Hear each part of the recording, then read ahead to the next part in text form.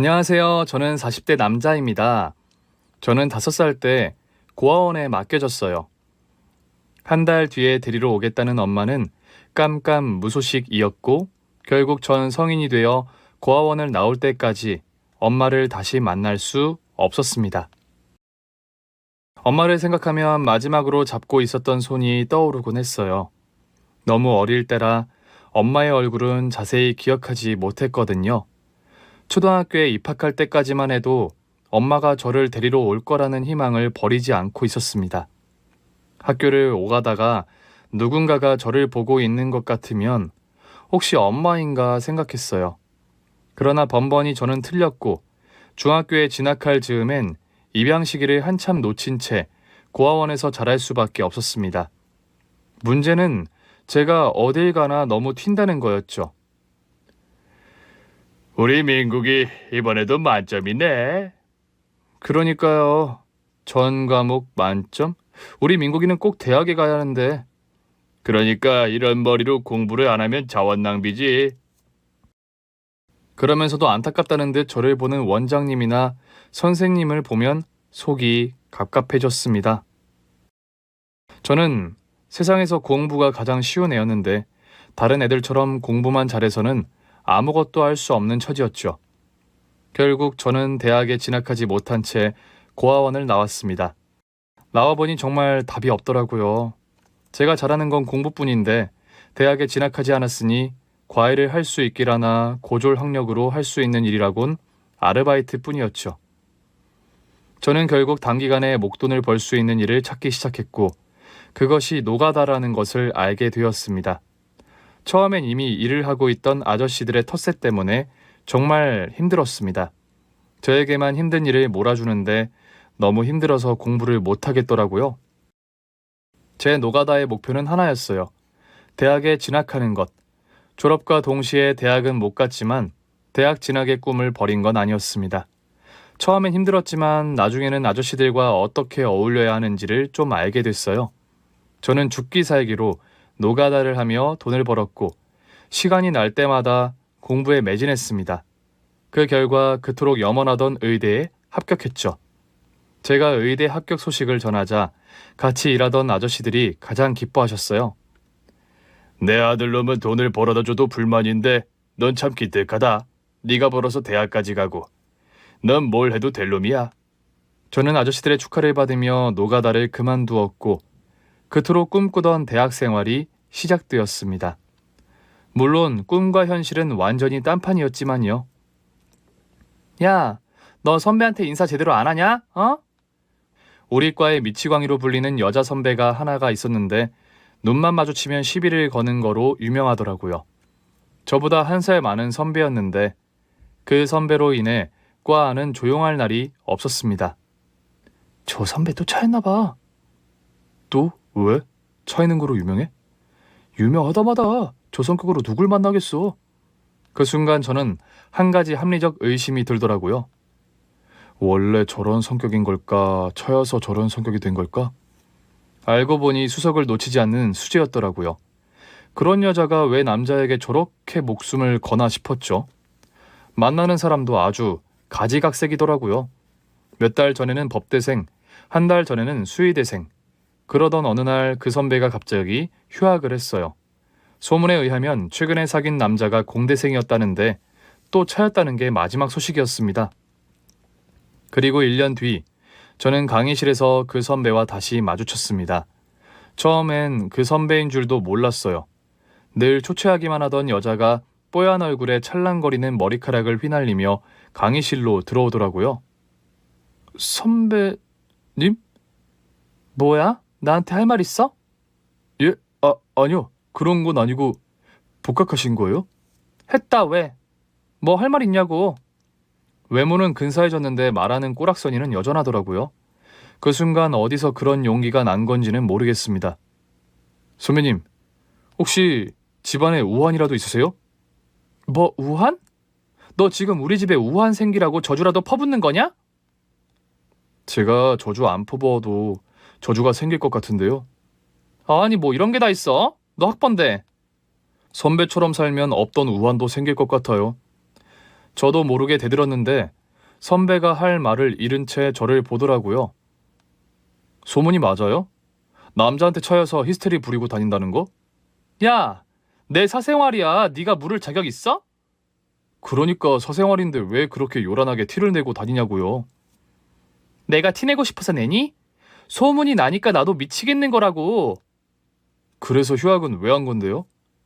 제 질문에 선배는 황당하다는 듯 되묻더라고요. 그게 궁금해? 네. 왜? 다른 애들은 안 묻고 알아서들 잘만 지어내던데? 궁금해요. 왜 그렇게 삐딱한 건지, 뭐가 그렇게 선배를 힘들게 하는지. 선배의 눈에 눈물이 고이더라고요. 선배는 수업을 듣지 않은 채 강의실을 나가버렸고 평소라면 절대 수업을 빼먹지 않았을 제가 처음으로 수업을 빼먹고 선배를 따라갔습니다. 마음이 불편했어요. 제 말로 인해 저 선배가 눈물을 흘리는 것 같아서 전 과목 A+를 받아서 장학금을 받아야 했지만 그때는 그 선배를 쫓아갔습니다. 선배는 하염없이 걷다가 캠퍼스를 나가더라고요. 저는 선배를 따라 지하철을 타고 버스를 타고 선배가 사는 것으로 보이는 동네까지 이르렀습니다. 그런데도 선배는 제가 쫓아오는 것도 모르더라고요. 선배의 집은 산동네에 있었습니다. 비탈길을 한참을 걸어 올라가더니 다 쓰러져가는 집으로 들어가더라고요. 저는 차마 아는 척하지 못한 채 그 집 담벼락에 기대 한숨을 내쉬었습니다. 그냥 한숨만 나더라고요. 그런데 그때 다시 대문이 열리더니 선배가 나왔습니다. 왜 따라온 거야? 알고 있었어요? 학교에서 여기까지 오는데 2시간 반이 걸렸어. 근데 어떻게 몰라? 아, 그랬구나. 보니까 어때? 내 실체를 알고 나니까? 실체? 뭐가 실체인데요? 더럽게 가난한 거. 그날 저는 선배와 둘이 포장마차에서 진탕 소주를 나눠 마셨습니다. 진짜 짜증나는 게 뭔 줄 알아? 내가 차인 이유가 하나같이 시간이 없어서라는 거야. 내가 시간이 없는 이유 뭐 때문이겠어? 다른 애들은 공부만 하면 그만이지만 난 돈을 벌어야 하거든. 이 얘기를 못해서 매번 차여. 난 그런 내 현실이 너무 실증나. 왜 말을 못하는데? 저는 술김에 어느새 말까지 놓고 있었는데 어쩐 일인지 선배가 지적을 안 하더라고요. 여기 명문대 애들 집안 배경을 얼마나 따지는데 내가 지질이 가난한 집 애인 줄 알면 바로 소문나. 한마디로 내 몸값이 떨어진다 이거야. 아참, 너도 명문대생이잖아. 괜히 말했네. 너 소문내기만 해. 그럼 내 비밀도 알려주면 되겠네. 너도 비밀이 있어? 난 고아 출신. 고아원에서 자라서 바로 대학은 못 왔고 1년간 노가다 하면서 재수해서 왔어. 어때? 선배보다 훨씬 더 파격적인 비밀이지? 선배는 놀랍다는 얼굴로 저에게 물었습니다. 너 그럼 나랑 동갑이야? 아마도. 우린 처지가 비슷했어요. 물론 선배에겐 가난하지만 착한 부모님이 있었습니다. 선배가 1년을 휴학한 이유는 돈을 벌기 위해서였고 저는 그녀의 처지를 누구보다 잘 이해할 수 있었습니다. 서로의 비밀을 공유한 우리는 자연스럽게 강의실에서도 나란히 앉기 시작했습니다. 한 사람이 늦으면 먼저 자리를 맡아주기도 하고 점심도 같이 먹기 시작했죠. 그러다 보니 과 안에서 CC라고 소문이 나더라고요. 동기들은 저에게 질색하는 얼굴로 물었습니다. 설마 너 그 선배랑 진짜 사귀는 거 아니지? 혹시 협박을 받고 있으면 지금 바로 머리 위로 두 손을 올려봐. 야, 그런 거 아니야. 정확히 뭐가 아닌데 사귀는 거? 아니면 협박받는 거? 제 눈엔 그저 여자로만 보이던 선배가 동기 녀석들에겐 여전히 무서운 광인으로 보이는 것 같더라고요. 사실 그 사이 선배는 꽤 많이 변해 있었어요. 평소엔 한 번도 바르지 않던 틴트도 바르고 다니고 머리고 잘 감고 잘 웃기도 했죠. 저는 동기들에게 말했습니다. 후자 협박받는 거 아니고. 그리고 사귀는 건... 아, 그래. 어서 아니라고 말해. 아직 고백을 안 해서 모르겠네. 조만간 해보고 알려줄게. 저는 기아 많은 동기들을 뒤로 한 채 저를 기다리고 있을 그녀를 향해 달려갔습니다. 그리고 드디어 진짜 CC가 되었죠. 주변 사람들은 우리가 얼마나 가겠냐고 혀를 찼지만 우리는 졸업 후 인턴과 레지던트 생활까지 같이 하면서 장수 커플이 됐습니다. 그쯤 되자 주변에서도 우리를 부러워하더라고요. 서로의 고충을 잘 알고 있으니 싸울 일도 적겠다면서요. 그 말을 절반은 맞았고 절반은 틀렸습니다. 우리 커플도 다른 커플들처럼 자주 다투고 화해하기를 반복했어요. 그럼에도 끝내 헤어지지 않고 결혼에 꼴이 나게 되었죠. 그즘 여자친구네 집도 전보다는 형편이 많이 좋아져 있었어요. 아담하지만 장인어른 장모님이 편하게 사실 만한 아파트도 장만하신 뒤였죠. 인사를 드리러 가는데 이상하게 마음이 허전하더라고요. 제가 표정이 좋지 않으니까 여자친구가 걱정스럽게 물었습니다. 많이 긴장돼? 그럼. 솔직히 긴장했다는 이유만으로는 설명되지 않는 복잡한 감정이었어요. 그러나 여자친구에게 모든 걸 말할 순 없었죠. 장인 장모님은 저를 기꺼이 반겨주셨습니다. 어릴 때 고아원에서 맡겨졌다고? 네. 고생이 많았겠네. 그런데도 우리 딸이랑 매번 의대 수석을 다퉜다지. 그렇게 성실한 사람이면 더 볼 게 뭐 있어. 결혼해. 예, 정말요? 왜? 결혼할 생각으로 온 게 아닌가? 그게 아니라 저를 못마땅해 하실 줄 알았어요. 못마땅할 건 또 뭔가? 우린 있어봤자 도움도 안 되는 부모들이었는데. 아빠, 그게 무슨 소리야. 내가 어릴 땐 철이 없어서 가난이 싫다고 반항도 많이 했지만 진짜 어릴 때라서 그랬어. 이제는 아쉬운 거 하나도 없어. 젊어서 고생은 사서도 한다잖아. 그날 장인어른이 술에 취해 진심을 말씀하시더라고요.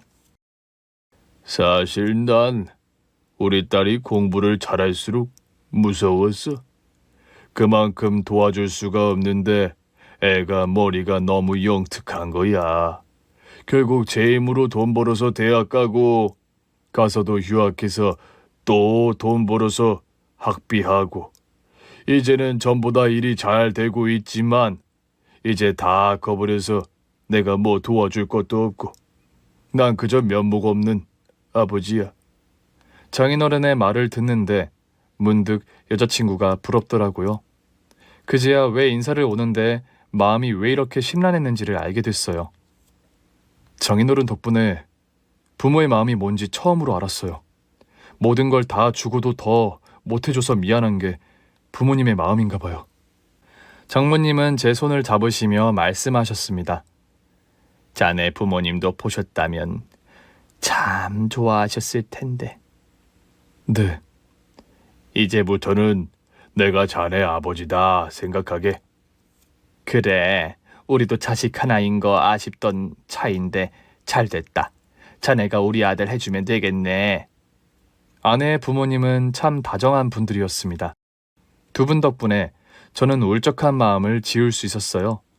저는 시간이 날 때마다 아내와 함께 장인, 장모님을 모시고 식사도 하러 가고 영화도 보러 가고 나들이도 모시고 다녔죠. 아내가 어릴 땐 집이 가난해서 부모님과 추억을 많이 못 만들었다고 하더라고요.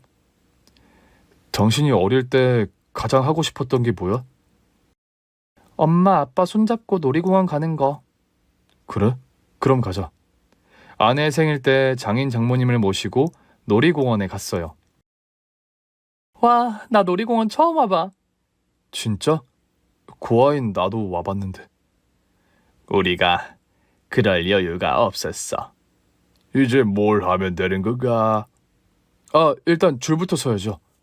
아버님은 놀이기구마다 길게 늘어선 줄을 보며 혀를 차셨지만 결국엔 누구보다 즐거워하며 무서운 놀이기구까지 설렵하시더라고요. 우리 아빠가 저렇게 신나하는 거 처음 봐. 당신 아니었으면 영영 못 볼 뻔했네. 그러니까 나는 우리 와이프를 위해 준비한 건데 어째 장인 장모님이 더 좋아하시는 것 같아. 아내가 저에게 팔짱을 끼며 다정하게 말했습니다. 나도 점점 나이가 들긴 하나 보다. 엄마랑 아빠가 좋아하니까 나도 좋네. 나도. 그런데 그때였습니다. 웬 남자애가 한 손에 풍선을 쥔 채 엄마를 부르며 울고 있는 겁니다. 어머, 애가 길을 잃었나 봐. 아내는 놀란 얼굴로 저를 봤어요. 그런데 표정이 이상해지더라고요. 당신 울어? 저는 그제야 제 눈가가 축축하다는 것을 알았습니다. 아니야. 눈에 뭐가 들어갔나? 아내는 황급히 남자에게 달려갔어요. 길 잃었어? 누구랑 왔어? 저와 아내는 그 애가 부모님을 찾을 수 있게 도왔고 15분쯤 뒤 그 애의 부모님이 숨이 턱까지 찬 채 달려왔어요. 자식을 찾은 그 부모는 눈물을 쏟았고 저는 그 모습을 보다가 또 울고 말았습니다. 그때부터였어요. 잊은 줄 알았던 엄마에 대한 그리움이 다시 살아났습니다. 곧 어버이날이어서 장인 장모님의 선물을 사려고 간 백화점에서도 마음이 울적했어요. 아내는 시종일관 이건 어떠냐 저건 어떠냐 묻는데 제 눈엔 다 좋아 보이더라고요. 좋네. 그런데 싸한 공기가 느껴지면서 아내가 대답이 없는 겁니다. 돌아보니 아내가 저를 째려보고 있더라고요. 왜? 당신 지금 2시간째 응만 하는 거 알아? 다 좋아서 그냥 응이라고 한 건데. 도대체 무슨 생각을 하는 거야? 집중 좀 하라고. 알았어, 그럴게. 아내는 이런저런 선물을 고르는데 제 눈에 들어온 건 빨간 머플러였습니다. 제가 그 머플러를 보고 있자 아내가 다가왔어요. 엥? 이건 우리 엄마 스타일이 아닌데. 엄마. 엄마? 글쎄 우리 엄마는 이렇게 화려한 색상 안 좋아해. 차라리 저런 차분한 녹색이나. 엄마가 하고 있었던 것 같아. 뭘? 우리 엄마가? 아니, 우리 엄마가. 아내는 그제야 심각해진 얼굴로 물었어요. 당신 아까부터 어머니 생각에 멍했던 거야? 그러려고 한 건 아닌데 자꾸 생각이 나네. 내가 생각이 짧았다. 우리 엄마 아빠 선물만 신나게 골랐네. 아니야 여보. 그냥 결혼하고 나니까 부쩍 더 엄마가 생각나서 그래. 얼굴도 기억 안 난다며. 아무래도 5살이었으니까. 어떡하냐 우리 신랑. 좋은 일이 있고 보니까 어머니 생각이 더 나나 보네. 그날 아내가 그 빨간 머플러를 사주더라고요. 나중에 어머니 만나면 꼭 드려. 에이, 이제 와서 어떻게 만나. 그 오랜 시간을 기다려도 안 찾아왔는데. 혹시 알아? 오래전에 DNA 등록해놨다며. DNA 등록 안 했어도 찾으려고 했으면 벌써 찾았을걸. 내가 자란 고아원에만 연락했어도 금방 찾았을 텐데 뭐. 그날 집으로 돌아와 아내가 잠든 뒤 몰래 제 서재로 갔어요. 아내가 사준 빨간 머플러를 보는데 참았던 눈물이 터져 나오더라고요.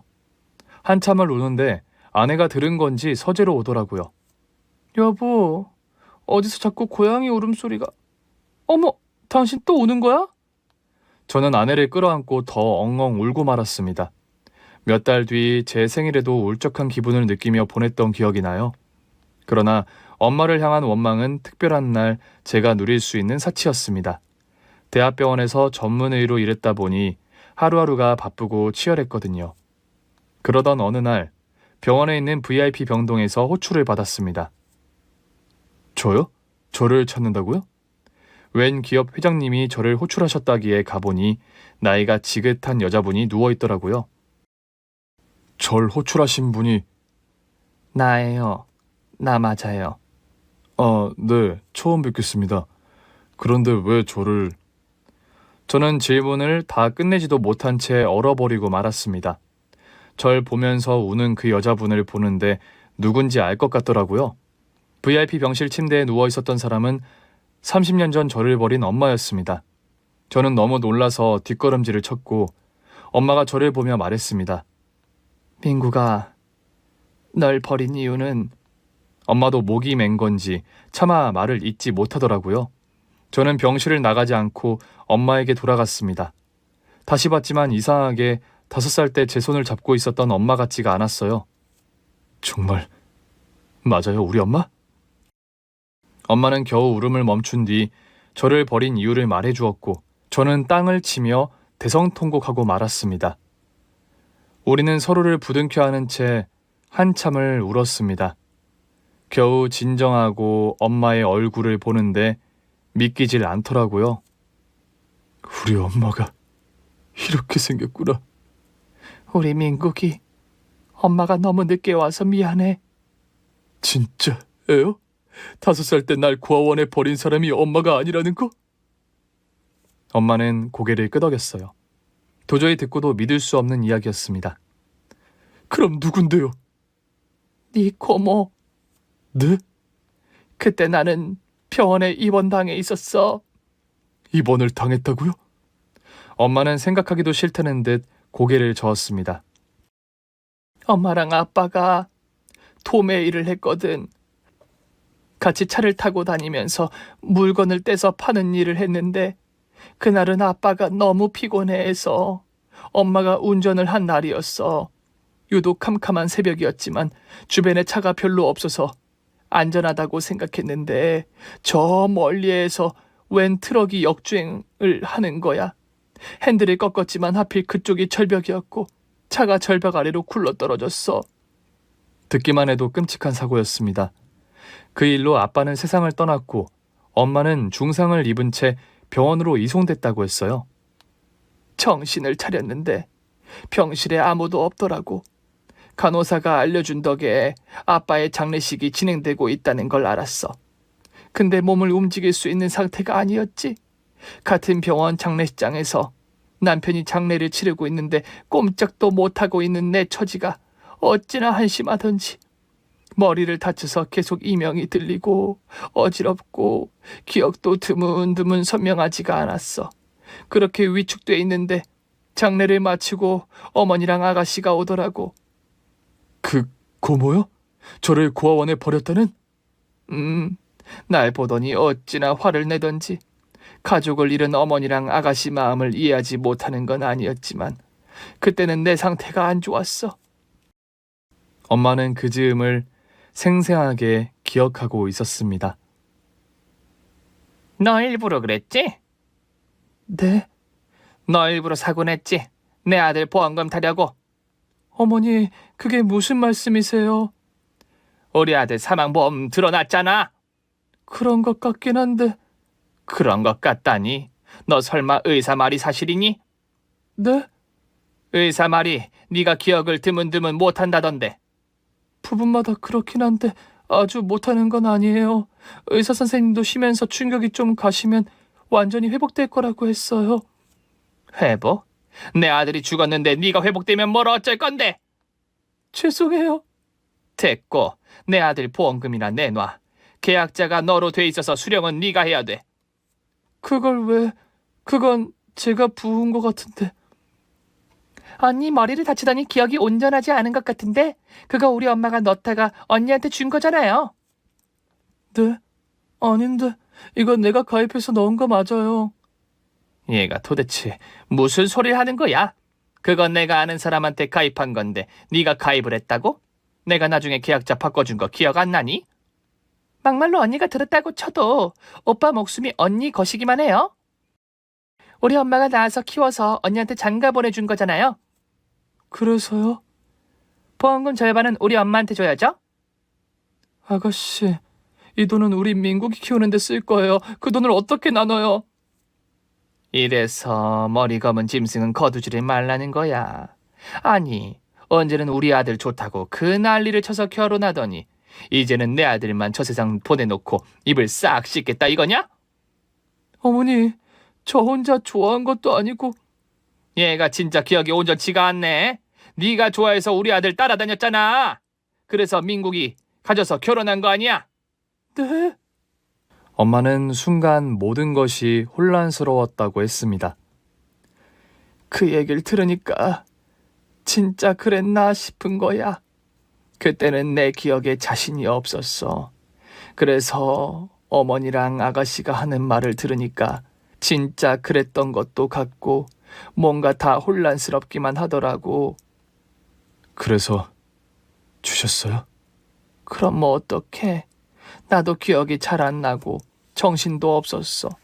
솔직히 남편이 세상을 떠났는데 제정신이 난 애가 어디 있겠니. 기억까지 일부 상실했을 정도로 충격이 컸는데 계속해서 스트레스 받는 상황이 반복되니까 에라 모르겠다 하는 심정이 되더라고. 엄마는 퇴원 후 받은 보험금의 절반을 할머니에게 주었다고 했습니다. 그런데 얼마 후 할머니가 또다시 엄마를 찾아왔다고 해요. 어머니가 계속 아들 잃고 허전하시다며 손자라도 보면서 살고 싶다고 하시는데 마음이 약해졌어. 그래도 우리 민국이 할머니니까 가족이니까 없는 것보단 있는 게 낫겠지 싶더라고. 나도 몸이 좀 회복돼서 직장에 복직할 예정이었고 널 봐줄 사람이 필요하긴 했거든.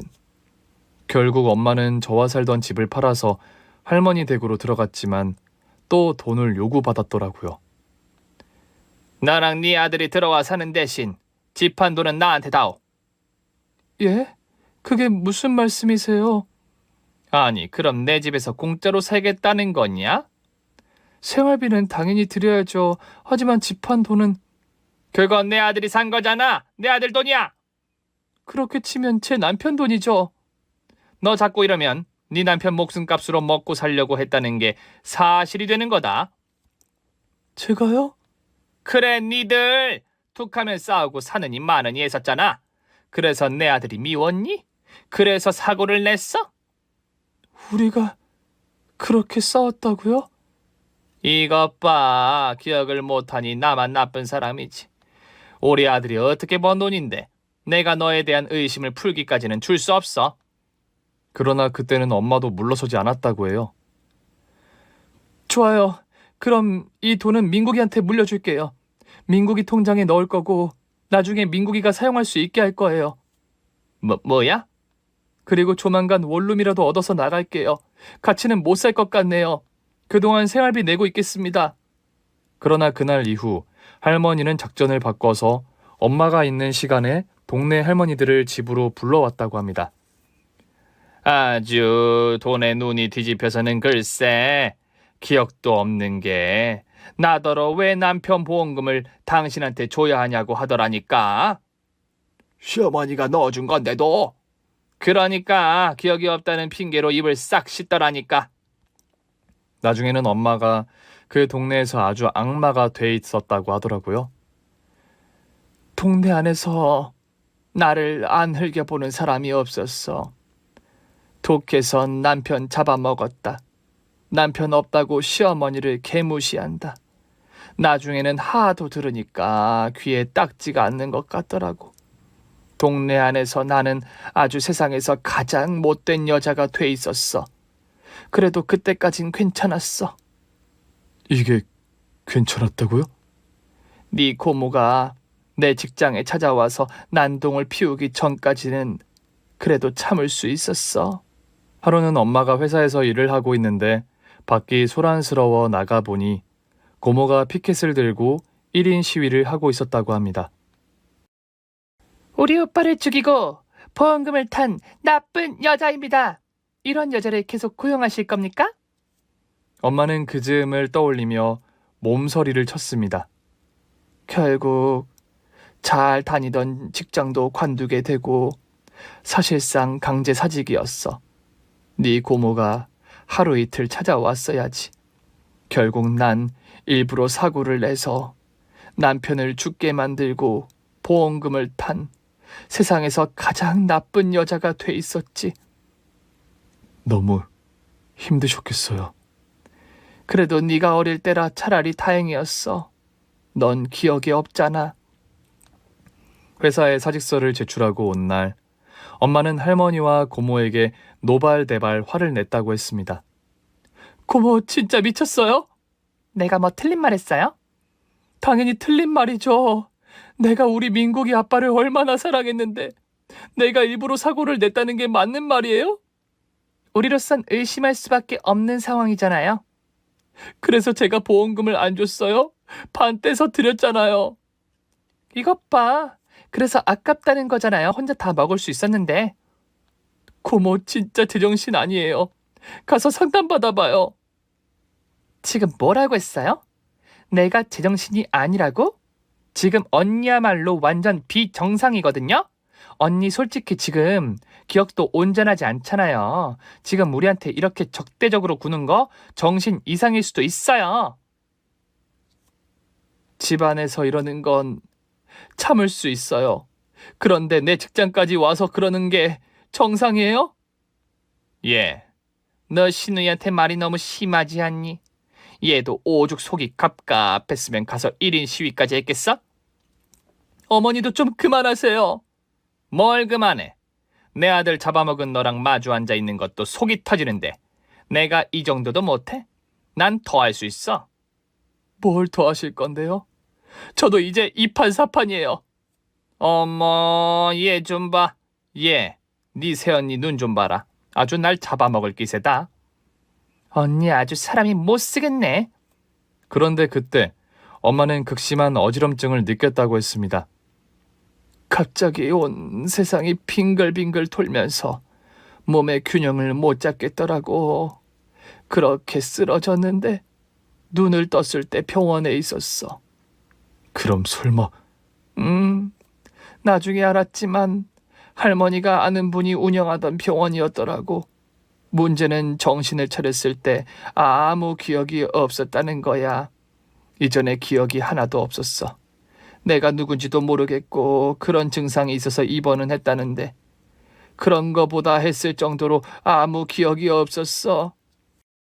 전보다 상태가 나빠진 거네요. 응. 의사 말로는 사고 직후에 기억이 선명하지 않았던 건 두부 손상 때문에 일시적으로 생긴 건데 그 후에 완전히 기억을 잃은 건 충격적인 사건이나 스트레스로 인한 것 같다고 하더라고. 할머니랑 고모가 날 찾아왔을 때도 전혀 못 알아봤어. 내가 못 알아보는 걸 알고 나서는 그러더라고. 우리 부모님이 미국에 있다고. 부모님께 연락해 둘 테니까 미국으로 가라고 해서 고맙다고 했지.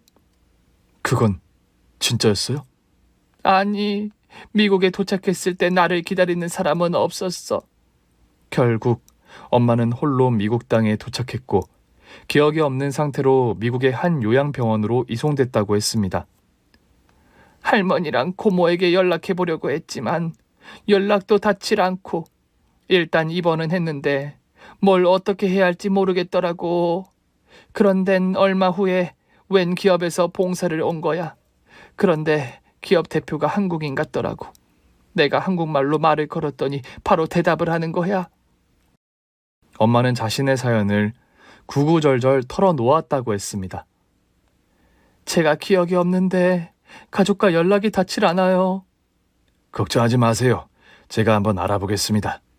그 대표는 엄마의 신상 정보를 가지고 갔고 얼마 후 병원으로 한 남자가 엄마를 찾아왔다고 했습니다. 어쩐지 낯이 있긴 한데 누군지는 전혀 모르겠는 거야. 그런데 그 남자가 막 울면서 나를 끌어안더라고. 누나! 외삼촌이었어요? 응. 그때였습니다. 병실 문이 열리더니 엄마와 닮은 남자분이 들어오더라고요. 이미 눈가에는 눈물이 그렁그렁 맺혀 있었습니다. 혹시 외삼촌이세요? 민구가 삼촌이 저를 와라 끌어안는 순간 기분이 참 이상했습니다. 태어나 처음 느껴보는 감정이었어요. 한참을 안고 있다가 얼굴을 보는데 삼촌이 다 큰 제 얼굴을 세상에서 가장 사랑스럽다는 듯 매만지셨어요. 삼촌이 미안해. 우리 누나가 혼자 나 키우느라 진짜 고생했는데 미국에서 대학 졸업하고 일 배우기 시작하면서 누나랑 연락을 거의 못하고 있었는데 그런 일이 벌어졌더라고. 그럼 삼촌은 미국에 살고 계셨던 거예요? 아, 놀랍게도 그랬어. 그럼 할머니랑 고모가 그 사실은 알고 있었던 걸까요? 알았든 몰랐든 기억도 없는 사람을 미국 요양병원에 갖다 버렸다는 게 팩트야. 삼촌은 할머니와 고모에게 아주 화가 난 듯 보였고 그 즈음에 이야기가 다시 이어졌습니다. 그때부터는 삼촌이랑 지냈어. 삼촌이 내가 아무 기억을 못하니까 네 얘기를 못했나 보더라고. 나는 네가 할머니에서 살고 있을 줄만 알았지. 일단 엄마부터 잘 치료해서 건강해지면 너도 찾아갈 생각이었어. 내가 다 미안해. 내 기억이 영 돌아오질 않았어. 병원에서도 방법이 없다고 했었고. 아무래도 시간이 걸릴 것 같아서 네가 잘 지내는지 보려고 한국에 갔을 때 너희 할머니가 이사를 갔더라고. 결국 삼촌은 저를 만나지 못한 채 미국으로 돌아갔고 사업을 시작하며 바쁘게 지냈다고 했습니다. 그리고 지금의 기업 회장이 된 것이었죠. 그럼 전 어떻게 찾으신 거예요? 제가 이 병원에서 근무하는 거 알고 오신 거예요? 엄마가 기억을 되찾은 게 최근이야. 미국에서 전기치료 요법을 받고 기억이 다 돌아왔어. 그런데 아무리 생각해도 네 할머니랑 고모가 널 제대로 키웠을 것 같지가 않더라고. 그날 너희 엄마 난리도 아니었다. 나한테 어떻게 조카를 안 찾을 수가 있냐고 온갖 나쁜 말을 다 들었어. 나도 그제야 사태의 심각성을 깨닫고 널 찾기 시작했지. 그런데 네가 고아원에 버려졌던 거야. 누나는 그 얘기 듣고 또 혼절해서 며칠을 못 일어나고 다행히 네 이름이 잘 등록돼 있어서 금방 찾을 수 있었어. 그 길로 한국으로 왔어. 네가 근무한다는 병원이 삼촌이 투자한 병원이라서 VIP 병실로 바로 들어왔지. 아직 몸이 많이 안 좋으신 거예요? 아니야. 오늘 네 일정이 많다고 해서 기다리면서 영양수행 맞았어. 네? 나 너무 환자 같니? 하긴 환자로 좀 오래 살긴 했어. 저는 말라버린 엄마의 손이 안쓰러워서 그 손을 꼭 잡았습니다. 저 잘 컸어요. 외롭고 지칠 때도 많았지만 엄마랑 아빠가 주신 명석한 두뇌로 공부도 잘했고 덕분에 의사 됐어요. 아빠가 정말 기뻐하실 거야. 엄마는요? 엄마는 이렇게 볼 수 있으니까 더 좋지. 아빠가 직접 봤으면 참 좋았을 텐데. 엄마가 미안해. 다 미안해. 죄송해요. 그런 줄도 모르고 절 고아원에 버리고 안 찾으러 온 사람이 엄마인 줄만 알았어요. 넌 죄송할 거 하나도 없어. 다 내가 잘못한 거야. 그날 저녁 아내와 장인, 장모님까지 합류하면서 우리 가족은 눈물의 파티를 했습니다. 사부인, 이제라도 뵙게 되니 너무 반갑습니다. 감사해요. 우리 아들을 진짜 아들처럼 아껴주셨다고 들었어요. 아껴줄 만한 사위지요. 저희한테 얼마나 잘했는데요. 그랬어요. 그렇게 말씀해 주셔서 감사해요. 어머니, 정말 감사해요. 우리 그이가 어머니를 정말 오래 그리워했어요. 엄마는 제 아내를 꼭 안으시며 눈물을 흘리셨습니다. 고맙다. 외로웠던 우리 아들 인생의 가족이 돼줘서. 그간 엄마의 이야기를 들은 아내와 장인, 장모님은 크게 분노하셨습니다. 어떻게 인간의 탈을 쓰고 그런 일을 할 수 있지? 그러니까 너무 소름 끼친다. 그 사람들은 어떻게 사는지 알아냈습니까? 예, 안 그래도 오늘 찾아냈다고 하네요. 그리고 며칠 뒤 저는 삼촌이 알려준 약속 장소로 나갔습니다. 도착해보니 이미 두 여자가 안절부절 못하며 앉아 있더라고요. 어릴 때 본 거라 얼굴이 기억나진 않았는데 고모가 목에 짝퉁 명품 로고가 박힌 빨간 머플러를 두르고 있더라고요. 제가 다가가자 할머니가 저를 바로 알아보시더군요. 세상에 우리 민국이 아니니? 엄마, 역시 우리 엄마가 할머니네. 어쩜 이렇게 한눈에 알아봐? 그러나 고모는 저랑 눈을 못 마주치더라고요. 저는 태어난 척 맞은편에 앉았습니다. 앉아서 말씀 나누시죠. 식사 안 하셨으면 식사부터 하세요. 아, 그래. 안 그래도 요즘 먹는 게 부실해. 그러면 이거랑 이것도. 할머니와 고모는 거한 양의 음식을 시키고는 허겁지겁 먹기 시작했습니다. 삼촌에게 이미 두 사람이 반지하 단칸방에 살고 있다는 얘기를 들은 뒤였습니다. 맛있으세요? 아유, 우리 손자 덕분에 내가 호강을 한다. 우리 손자 의사 됐다며. 네. 그래, 네 아빠도 머리가 좋았어. 네 엄마가 사고만 안 냈어도. 아유, 지나간 일 말해서 뭐해. 네 외삼촌이 연락했던데 엄마랑도 만난 거야? 만났어요. 얼마 전에 기억을 회복하셨다고 하더라고요. 아? 고모는 음식이 목에 걸린 건지 캑캑거리기 시작했습니다. 궁금해서 나왔어요. 도대체 우리 엄마를 정신 이상자로 만들어서 병원에 가두고 나까지 고아원에 버린 사람들이 누군가 해서요. 미민구가 그건 어떻게 이 자리에 나올 생각을 하세요? 좀 뻔뻔한 것 같아서요. 야, 너 말 다 했어? 아, 고모. 빨간 머플러를 지금도 좋아하시나 봐요. 저 고아원에 버릴 때도 빨간 걸 두르고 계셨던 것 같은데. 고모는 당황하면서 머플러를 빼버리더라고요. 누가 널 버려? 잃어버린 거야? 고아원 앞에서요? 그래 뭐 내가 잠깐 널 고아원에 맡길까도 생각했었어.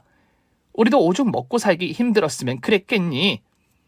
저희 아버지 보험금도 절반은 가져가셨다고 들었는데요. 어?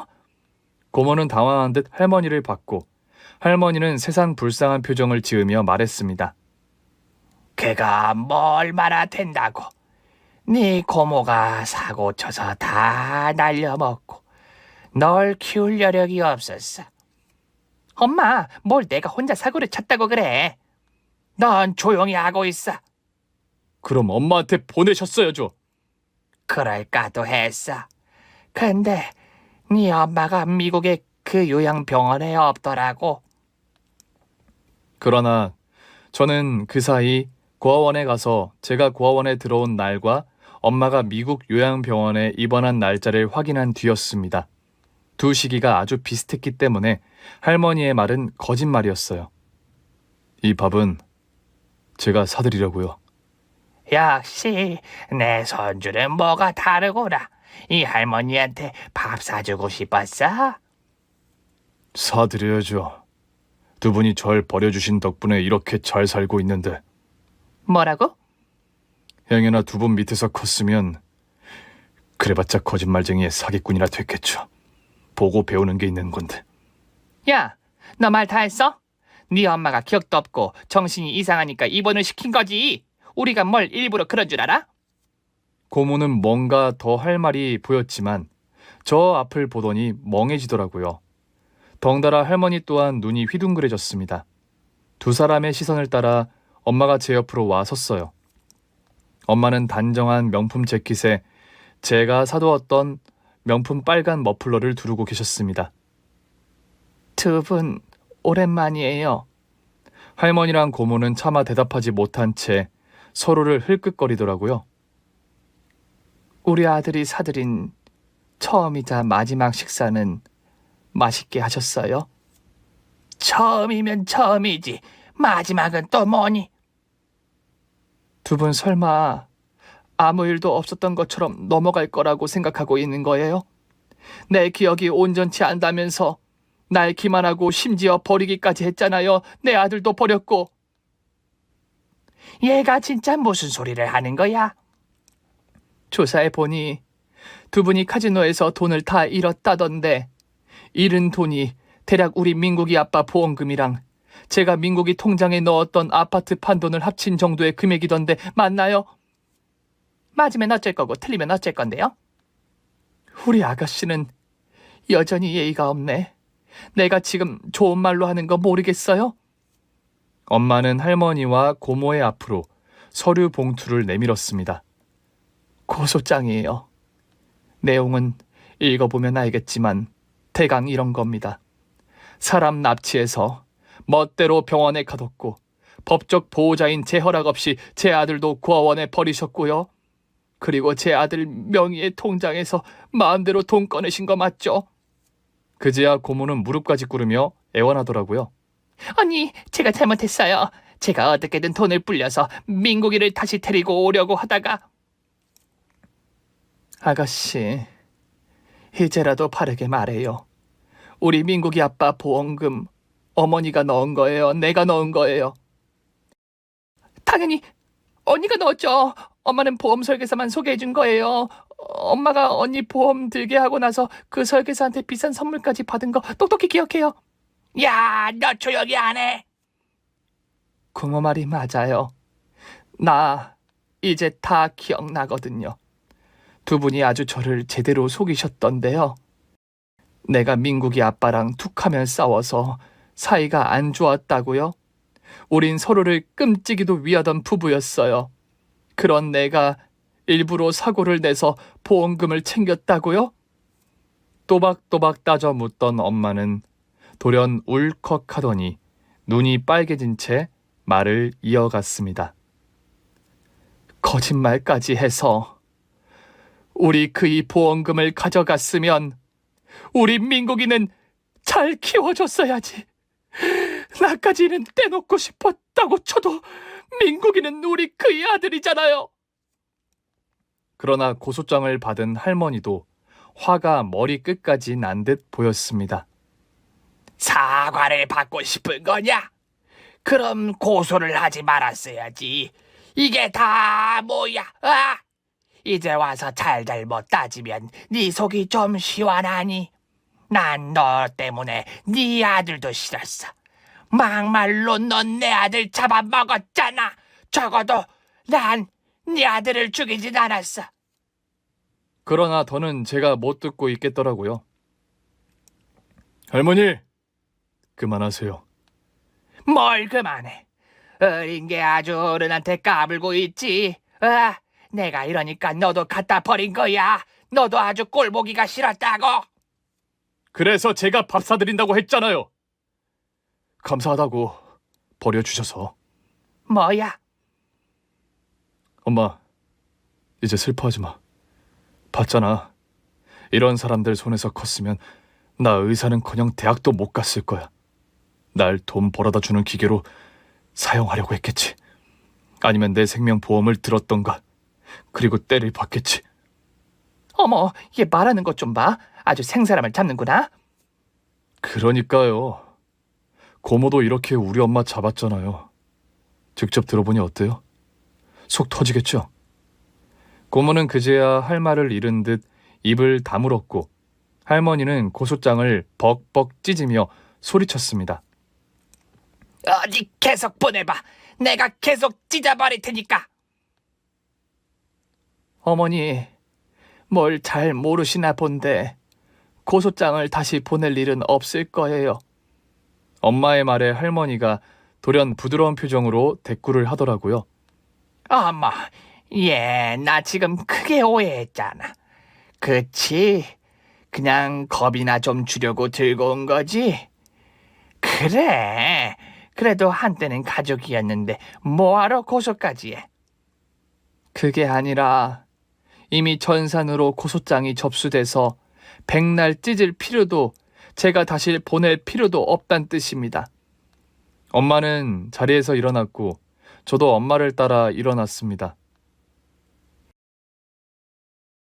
민구가, 엄마는 그래도 아빠 생각해서 마지막으로 한번 기회를 주려고 했는데 아무래도 안 될 것 같아. 뭐? 기회? 무슨 기회인데? 어? 언니, 그러지 말고 우리 좀 봐줘요. 우리 지금 엄청 불쌍하게 살아요. 언니 남동생이 돈 많다면서요. 민국이도 의사고. 막말로 민국이 말이 100번 옳죠. 우리가 버려줘서 제가 저렇게 잘 됐잖아요. 우리 잘했죠. 그렇죠. 그래. 그러니까 일단 고소는 없었던 거로 하고 수일간에 한 번 더 보자.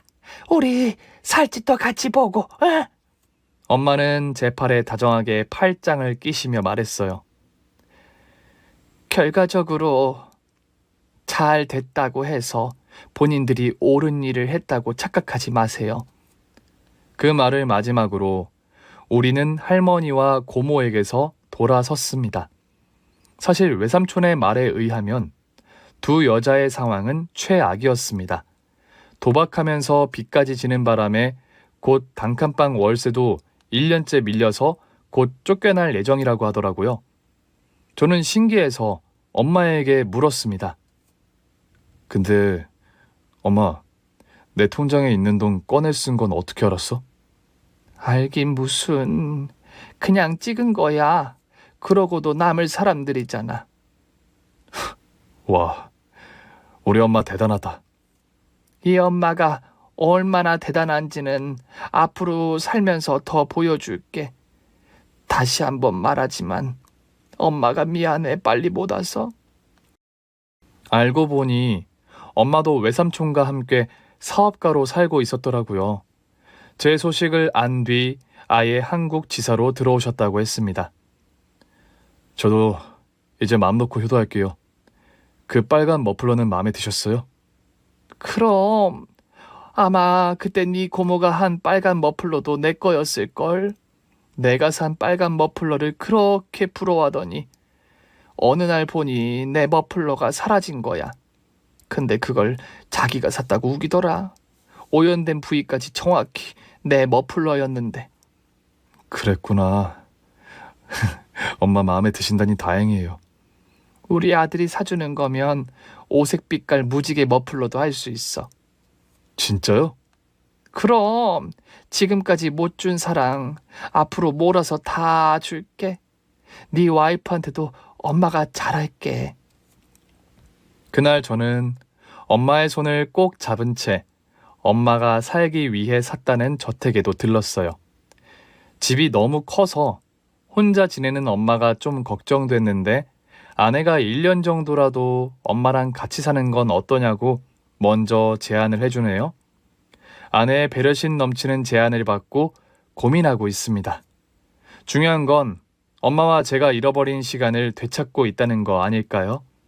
합가하든 안 하든 이제 중요한 건 엄마가 저를 기억하고 있고 저도 엄마를 비로소 만났다는 거니까요. 최근에 간호사들에게 마마 보이냐는 소리를 들었어요. 제가 틈만 나면 엄마에게 전화를 걸어서 계속 엄마 부르거든요. 이 나이에 마마보이 소리를 들어도 창피하지 않습니다. 누가 알겠어요? 그토록 부르고 싶었던 엄마를 실컷 부를 수 있는 기쁨을. 요즘 저의 낙은 보고 싶을 때마다 엄마에게 전화를 거는 일입니다.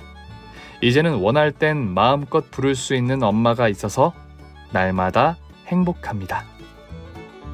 오늘 준비한 사연은 여기까지입니다. 재미있게 들으셨다면 구독과 좋아요, 알림 설정까지 눌러주세요. 그럼 저는 다음 사연으로 찾아뵐게요. 오늘도 건강하고 행복하세요.